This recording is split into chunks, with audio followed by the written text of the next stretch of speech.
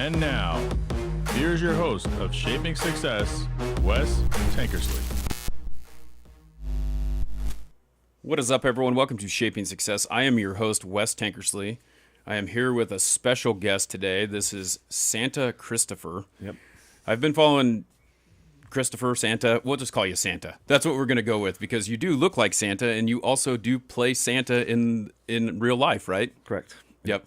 So tell us a little bit about yourself, kind of where you're from, and how you got to this place. Because I mentioned before when we were in here, there was at one point you were clean shaven, looked like a totally different person, and now you grow the beard out, and there's a lot of stuff that goes into that. I have my beard year round now, but 11 years ago at church, I ran into the Santa couple here out in Napa, and they're like, "Have you ever thought about playing Santa?" They said we were looking for some younger guys to do it. I was like, "Well, my beard's not white." They said, "Well, we'll teach you how to go white." Yeah. And so that was like September, and then by November I had my beard white. I did 8 gigs that first year, and I was hooked. So it's kind of interesting because we talked about how you have to kind of bleach it to make it white. Correct. Is your hair the same way? Like, is everything pretty much just a darker color, and you just bleach your hair and your beard so and the everything? Whole thing goes white. Okay. So just if the hat comes off, or you need to take the hat off, use it for a prop to get a kid to come up to you. Uh-huh. So, And how often do you have to do that? I started this year in June Mm-hmm. because I had a photo shoot in July, and then I had a couple Christmas and July events, Mm-hmm. and so that started in June. And then I'm bleaching once a month. Okay. So once a month, and you mentioned it. It's kind of funny. During the season, it's like every 2 weeks. Oh, geez. Yeah. And that's obviously got to do some kind of damage to the hair, right? Oh yeah, it damages it. You have to cut a lot off after the season. Okay. So it does like it. So you, even though you're bleaching it, you're like, I got to do it. You've got a process of how you do it to make sure that nothing falls out. A lot of Santas have done it, so Uh-huh. there's formulas out there you can reach out to and get advice for. So Yeah. The village Santa Larry has Mhm. been real helpful at helping me get my. I've used his process that he does. Okay. So, and then there's certain products you have to get from beauty shops. Yeah. My wife says I have more hair products than she has. You probably got to hide them somewhere, right? She does not want to touch them. Yeah. It's amazing. I can only imagine like getting into starting to do it and like what you have to do. Probably have to put some plastic on or something and kind of get it out of the way so it doesn't get on anything else. Oh yeah, your old clothes because it feels like it burns holes through it. So Yeah. yep. So you started doing this. You said at church someone asked you to, be the Santa. What was your process when you were younger? Like, how did you feel about Santa? I know like a lot of kids feel like, my daughter is like really excited for the first 7 or 8 years, and then now she's like, Santa's not real and this and that and blah blah blah. So My birthday's in December, December 20th. My mom said I came home from the hospital on Christmas Eve. okay. So Christmas has always been a big part of growing up. Always got my birthday presents on Christmas Eve. Mm-hmm. At Grandma's house, we'd open up our birthday presents first, then we'd have Christmas Eve dinner, and then we'd open up Christmas presents. My brother's birthday is January 1st, and so the two of us he got his early, and I always got mine late. Yeah. So Christmas has always been big in our house. Okay. Santa, my uncle would dress up as Santa. Mm-hmm. He would always come in and dress as Santa Claus. And the crazy thing was he passed out $100 bills. Oh, nice. My other uncle was a judge, never bought gifts, and so I always gave him money to pass out to his grandkids that were there. So That's pretty interesting too, because like if you think about that, I mean, $100 is it's really sad right now. $100 is like kind of a $20 bill, right? Yeah. But back then, when you hand out a $100 bill, I mean, I could just imagine what could you get with all that money. well, and it just seems like we had it for a very short period of time, and our parents grabbed it from Oh, us. they took it away from you. We don't want you to lose that here in this house. Yeah, right. Yeah, that's pretty crazy. My dad was born on December 21st, and like we have a whole house full of December people in my house. So like I can imagine how that is because that's what it was. I was born December 3rd. My brother was December 18th. When I got married, my father-in-law is the 18th. My dad's the 21st. So kind of the same thing. My wife's New Year's Eve. So we just it's kind of, did you ever feel like you kind of missed out on your actual birthday because they kind of combined it with Christmas? My parents always made it special, my birthday. But we always went around looking at Christmas street lights. Uh-huh. So we'd have parties on the 20th or that weekend before Christmas. And then my parents would load us up and drive around the cities and look at Christmas lights. And a neighbor had a really huge Christmas display of all mechanical and stuff at the time. He used to work at one of the big department stores and did all their windows displays. And he had that out in his front yard. And so we'd go over there. That was something we always did every year at my birthday. So Yeah. Did you grow up around here, or are you from I'm from the Midwest. from the Midwest? Okay. Yeah, grew up in Kansas. Kansas. Okay. That's a long ways away from home. Oh yeah, long ways. We moved out here 16 years ago. Okay. So Over 16 years. So I've moved here when I was 10, but I've lived here for, 30. I'm 44, so I've lived here for 34 years. I've noticed like a lot of things changing around here as far as like Christmas goes, right? Like it used to be you would go up to the botanical gardens. That was kind of the option that you had. yep, There I was was- a Santa there for several years. Yep. Oh, you were so very possible. Like I said, I have on my computer over there a little thumb drive that we got that says Santa's or Tatum's Santa. So it was the first time I took my daughter to see Santa, so it very well could be you. If it wasn't me, I would know who it was. Yeah, exactly. And that's the thing you talked about. It's like kind of like a community around here of Santas in the area, right? Yeah, we meet 4 times a year. We're at Roaring Springs on July 25th to celebrate Christmas in July. There was 7 of us Santas when we did some promotional videos for Roaring Springs. They're going to share them sometime in the future. Uh-huh. How did the kids take that? Did they know what was going on, or Oh, were you no. kind of off in your own place? Oh, we were walking right through the park, and the kids would run up giving us hugs and trying to figure out why there were 7 of us there. What kind of story do you tell to kind of confuse them at that point? Oh, we just say, one of us is the real one. See if you can figure that one out. Oh yeah, that keeps them busy, I'm sure. Yep. So, but it was fun. I feel like I saw those pictures. I'll have to look. I and have one of them up on. Okay. I have a couple of them up on that my wife shot. And we can put up on my Instagram feed, but Roaring Springs hasn't released the rest of them. Okay, so that's going to be coming out here soon. I was just talking to my wife about Roaring Springs this morning because she buys passes for the kids, and school starts for my daughter. It started yesterday, and my son's 3, so he's been going to daycare every day or whatever. So he kind of does that. But she's like, well, they're closed during the day, so you can only go like at nights or weekends now. But Yeah, my wife's a school teacher, so I know the whole. She Okay. started school too. what district does she teach in? West Ada. West Ada. Okay. Yes. I was a teacher for 4 years, so I most recently taught at Middleton High School. So it was kind of one of those things where if you know about teachers, you kind of have that affinity and you understand like the love of what they do and how they do it and all that stuff. Yeah, she's a first grade teacher. She's got a set of twins, and she's got identical twins, and she's got another 2 more sets of twins, but she only has one of. So then the other twin is in another teacher's classroom. Oh, okay. So she's like, "Oh, this is gonna be a fun year." Yeah, that sounds like it. Yeah, that's when they put them in the same room too. It's like, how's that gonna work out? Yep. So it's all the elf stories I get to share then. Yeah. Do you get to first grade? That's a young age. Do you go into the classroom every year for her and do that? I visit the first grade class, so we meet there's 100+ kids, so we meet out in the park, and they come out and visit Santa. Oh, that's awesome. Yep. We used to visit all the kids at that school, but there's over 800 kids, and it just took way too long.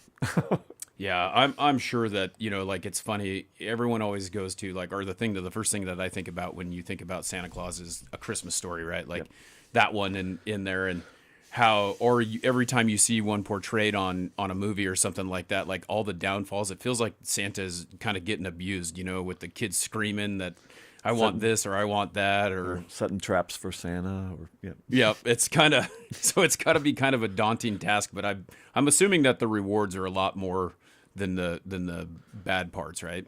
Yeah, there's ups and downs to Santa. There's, you get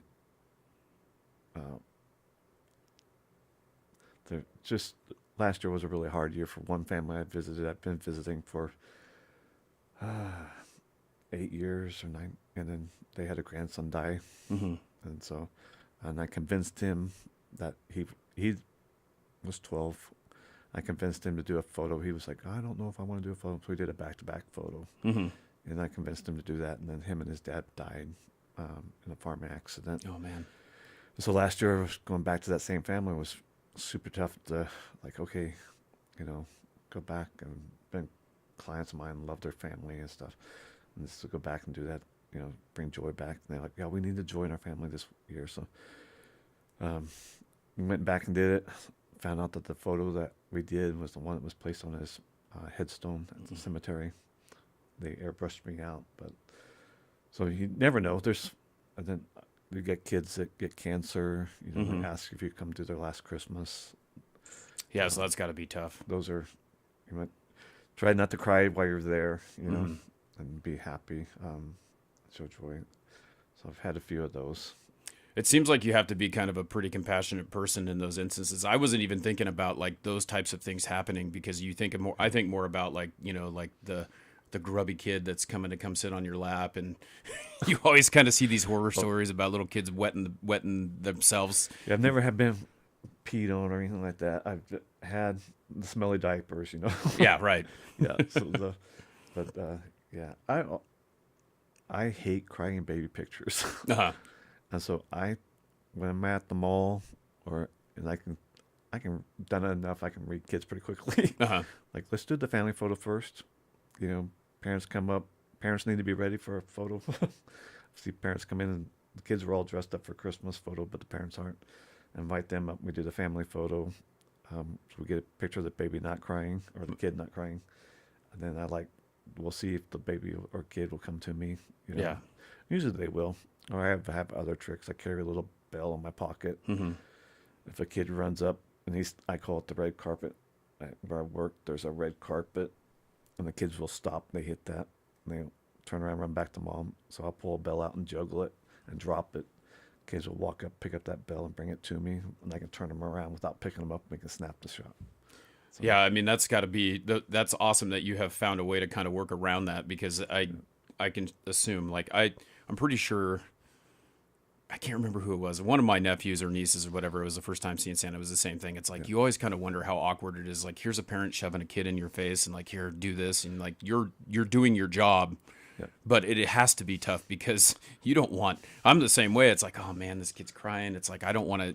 When it's not even you're not even Santa Claus. It's like this is a tough thing to do. You don't want to hold. Yeah, exactly. They're like, oh, we want the crying photo. We know it, or we know he's going to cry. Like let's try and not make him cry. Yeah. So. If you know he's going to cry, I recommend, come early in the daytime when Santa's not busy or when they're not long lines. It's also weird, they drop off a kid and you got 20-some people behind the camera all trying to get one kid to smile. They're all doing different things. Oh, yeah. So they're all like, who do I look at? Where'd mom go? Right. So, yeah, but most of the time it's rewarding. Yeah. So you do some stuff like you said that you had worked where like you're in big long lines and stuff like that, but you also do private stuff too. Yeah, I do private parties. People can hire me to come to their house, and usually it's 3 or 4 families get together. And I have clients. I've been doing that now for 8 years. Several of them. Mm-hmm. So it's neat to see the kids come up. We do screen those calls pretty well. Mrs. Claus is the first grade teacher at a big elementary school, so. Mm-hmm. We got to make sure that there's no kids from that school. Oh, yeah, right. So when we do those visits, she teaches at Hillsdale Elementary. So if there's kids there, then just Santa comes, not Mrs. Claus. Oh, okay. So she's like, I don't want to run into a kid dressed as Mrs. Claus. She did our first public appearance last weekend. Uh-huh. So, well, it's tough too. Like you think about that, if they actually recognize her, and that's probably why you do it. I'm guessing like that could totally ruin the magic for somebody. Yeah. For someone, yeah. Yeah. Or she'll just. We've talked about it. And she's like, I'm just helping out today. Mrs. Claus is going to be here, so I'm just helping out. If she runs into somebody. Mm-hmm. But. So you mentioned that you have like a regular job. Is that seasonal? And then when the season comes up, it's like, hey, I'm off for this amount of time. Correct. I found a job that I can do seasonal, and then I take November, December.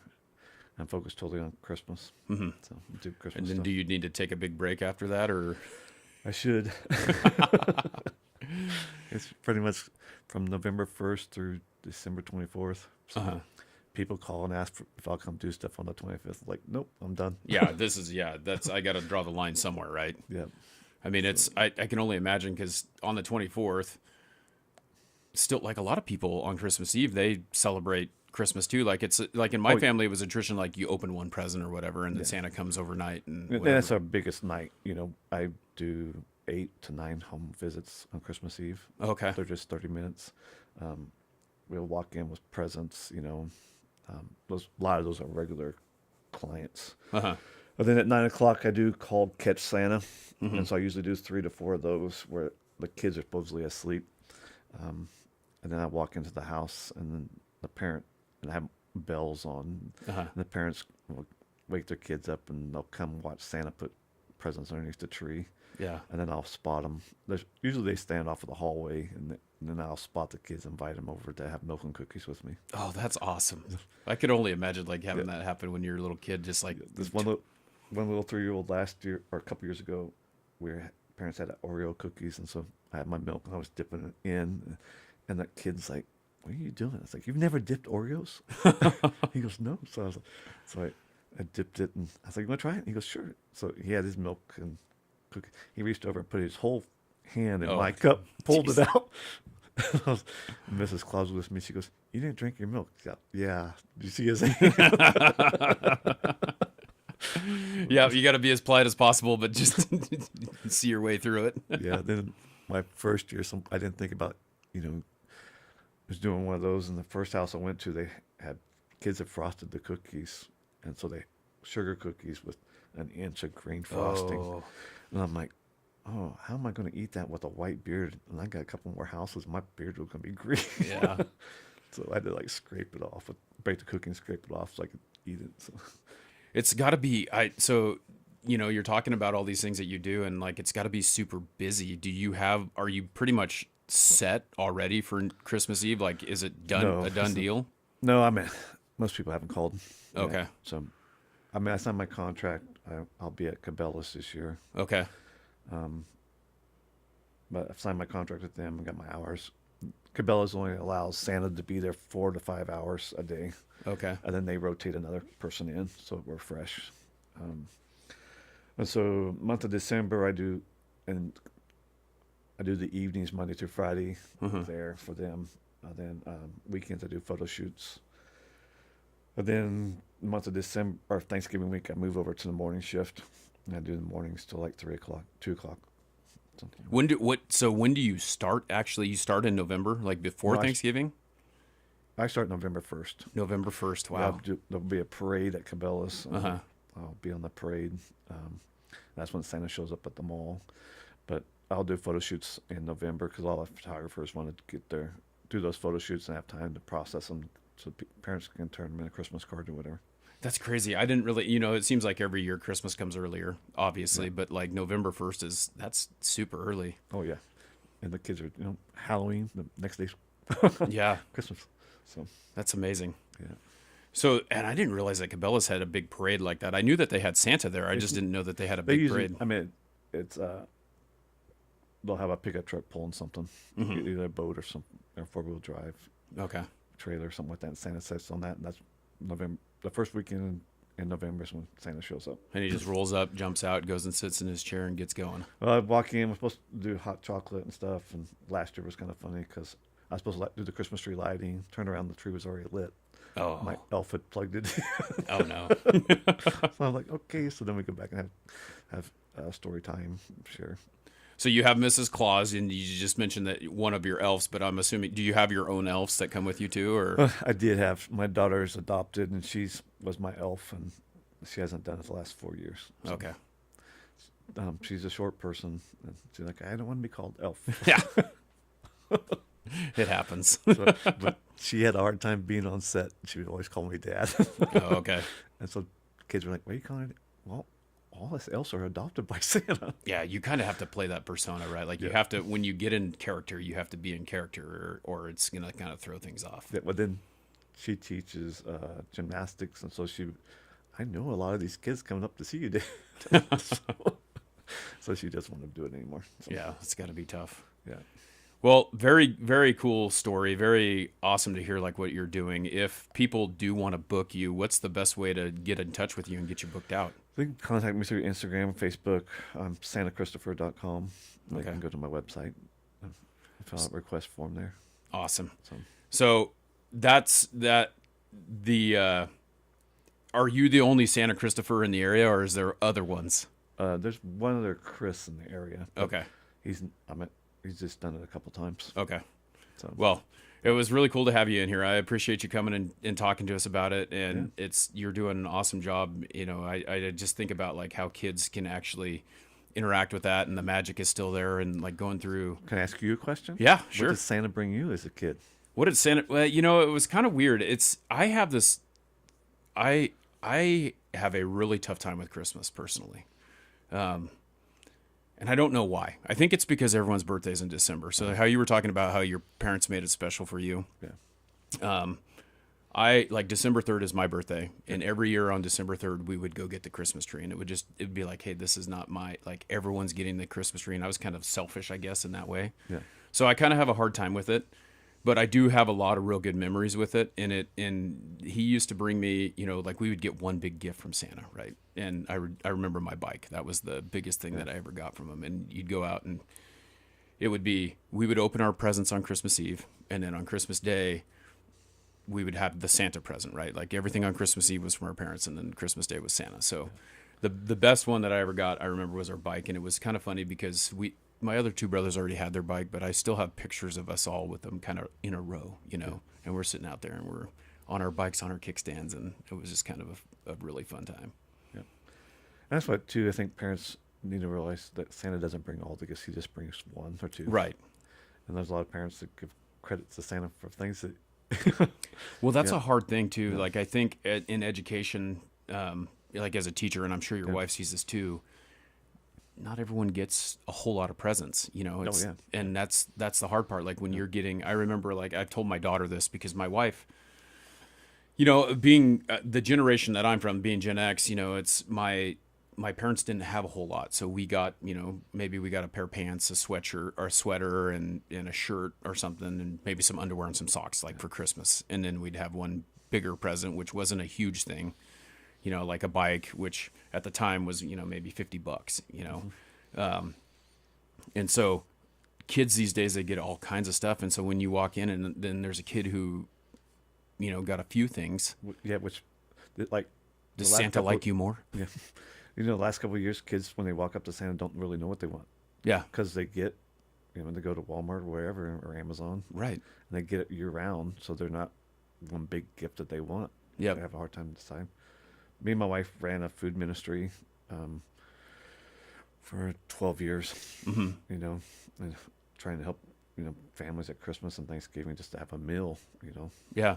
So, and then now we're doing this. It's like, okay. So there's sometimes it's like, okay. And there's sometimes when kids walk up and say, you know, that, hey, I just need a coat. Yeah.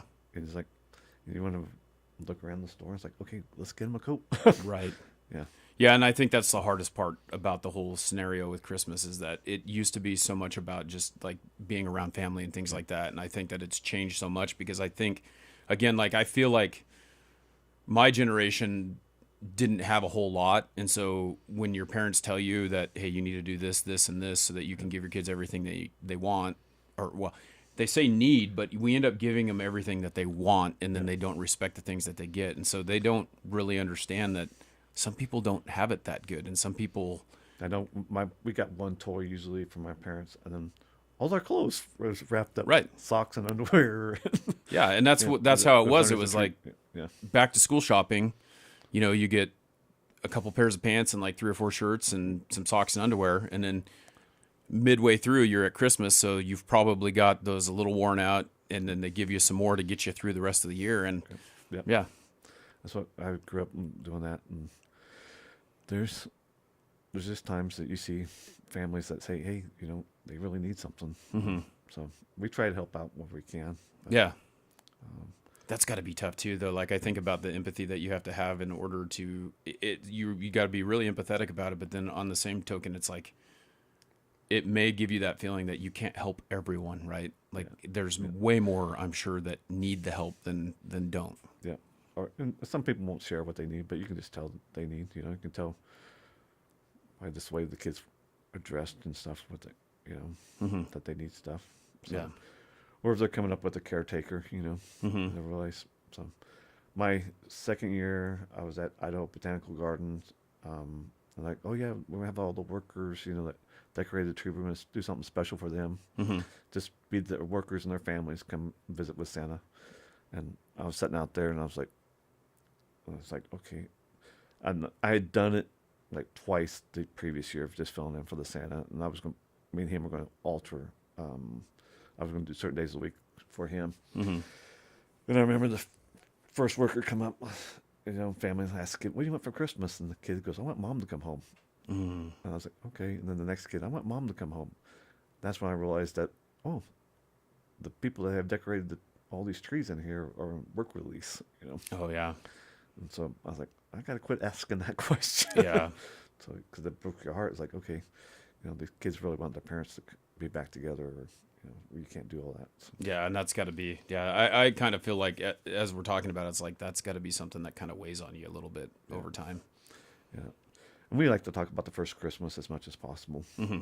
So I tell, when we celebrate Christmas, Christmas morning, baby Jesus is missing from the manger set. And so we read the story of Luke to families, and then and there, you know, the wise men and the shepherds went to look for Jesus, and so we send the kids out looking for baby Jesus, and whoever finds baby Jesus, and they get opened the first present in Christmas. Oh, that's awesome. So it's our way of reintroducing, you know, that's not just Santa, you know, Yeah, the real reason why it's reason. actually there. why we celebrate Christmas. Yeah, So, not for not for presents. I think that's the hardest part. You know, like I was telling, like I have a hard time with it because I feel like I had a certain thought process about the way that Christmas was, and then you see, you know, through everyone else what it's not about that anymore. It's about like receiving a gift, and I don't know. I can buy gifts for myself year round. It's not about that to me. It's about the fellowship and the people you're around, and that, you know, the birth of Jesus and all that. So we like, I mean, and Santa brings a lot of love and joy. You know, I mean, during COVID, people were afraid, and so we tried to bring love and joy. And I like to tell stories when I do home visits, so I bring props, you know, to portray that, just that, to show love and joy to families, and because some families have gone through a lot, and you know, some things we like to do. Well, it's a great thing you're doing. So Well, thank you. keep doing it. Right. You know, I guarantee that there's so many people who think about that every single day. You know, just it's funny how every single conversation I have with people is a little more eye-opening, because there's a lot of things that you miss and you don't think about, you know, the people who lost their family and how they're doing these traditions that they have, and not being able to do that every single year, you know, or doing that, it brings some sort of peace to their mind about that. So You know, like when you put a Christmas tree ornament on, it's like, oh, so-and-so gave that to me, and they're no longer here. So yeah. you know, it's a memory that our tree is full of random ornaments, because I collect ornaments every time we go on a park or vacation. And this is a reminder, or a national park, and I put something like that up on our tree. If we don't have the whole, if you look at our personal, we decorate.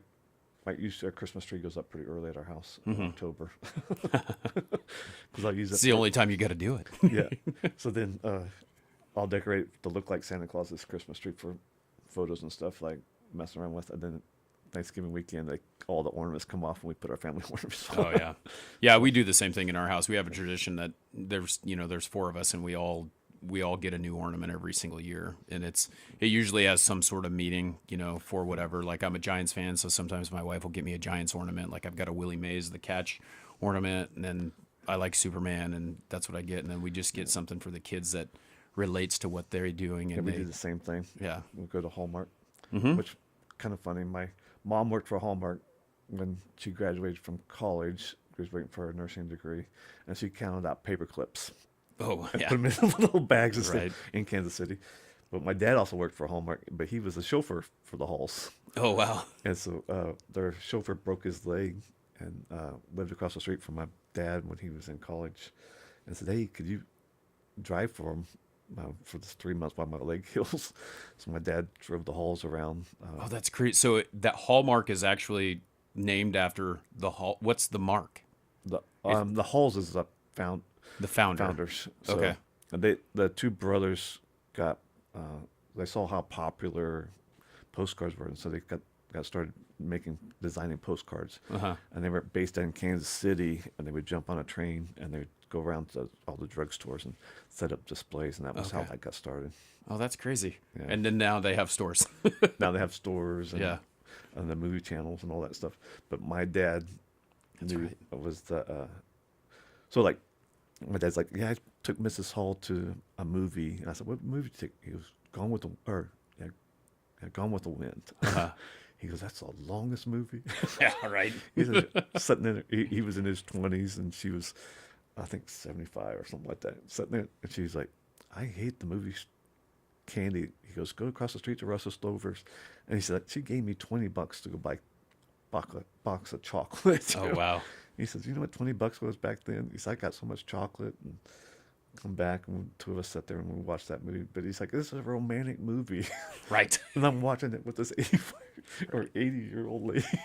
Hey, I mean, there could be worse things that you could be doing and getting paid for, right? Oh, yeah. And then he's like, and then the other downside was he had to go to the Royals baseball games. He said, oh, that was so hard to sit there. Yeah, rough. I was like, that was just rough.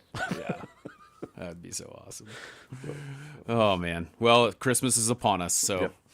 we look forward to seeing you around, and thanks again for hanging out with us and Yeah. telling your story.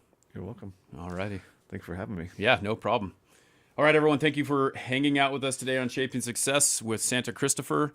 SantaChristopher.com. You can go check him out. This show is brought to you by Shade Bros. If you are looking for window coverings in the Treasure Valley, please give me a call, 208-99-SHADE, and we will get you taken care of. Until next time, I challenge you to find the shape of your success.